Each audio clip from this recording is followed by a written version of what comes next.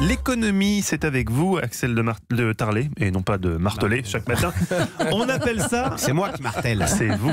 On appelle ça le Flygscam. Flygscam, fly comme voler. La c'est honte du de voler, en même temps. Hein. De prendre de l'avion en Suède, ça devient un véritable phénomène de société. Nombre de Suédois refusent de prendre l'avion jugé trop polluant. Exactement. Alors, vous savez que les Suédois sont, de par leur situation excentrée au nord de l'Europe, sont de grands voyageurs en avion. Ils prennent 5 fois plus l'avion que la moyenne mondiale.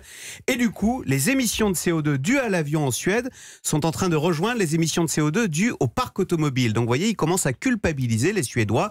Et donc, se développe effectivement ce qu'on appelle le Flygscam. Alors, je ne parle pas suédois, mais ça veut dire, dit-on, la honte de prendre l'avion, la honte de voler. Alors, c'est un mouvement diffus.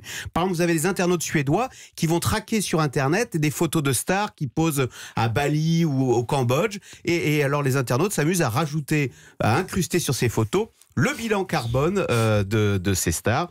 Par exemple, poum, 1 tonne de CO2 dans l'atmosphère. Vous voyez, c'est le Flygscam. Du coup, se développe toute une philosophie qui consiste à privilégier le train. Vous avez par exemple une salle de concert à Helsingborg, c'est au sud de la Suède, qui n'accueille que des artistes qui viennent en train, enfin qui ne prennent pas l'avion.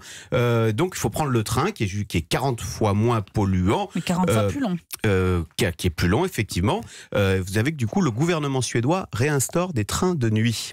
Voilà. Ah oui. Alors vous avez raison, c'est 40 fois plus long. Il y a un Italien dans le Figaro qui témoigne. Il dit pour rentrer chez moi, maintenant comme j'ai le Flygscam, je prends plus l'avion parce que ma copine suédoise me regarde d'un mauvais œil. Et donc une copine suédoise, on respecte son avis. Hein. Oui. Voilà. S'il faut plus prendre l'avion, je prends plus l'avion. Et donc 37 heures on de ira en train pour trottinette rentrer s'il faut. Hein. 37 heures de train pour, voilà. Et alors j'ai regardé, s'il veut aller avec sa copine l'été prochain passer des vacances en Grèce, donc pour aller en Grèce, Stockholm-Athènes, c'est 2 jours et 11 heures avec 3 changements. Mais vous faites des petits arrêts. Berlin. Alors donc, j'ai pensé à vous parce que vous vouliez partir aux États-Unis l'été prochain en vacances avec votre copine suédoise. Eh ben vous allez sortir les rames, ce sera en bateau. Vous parlez des 3 de Bering.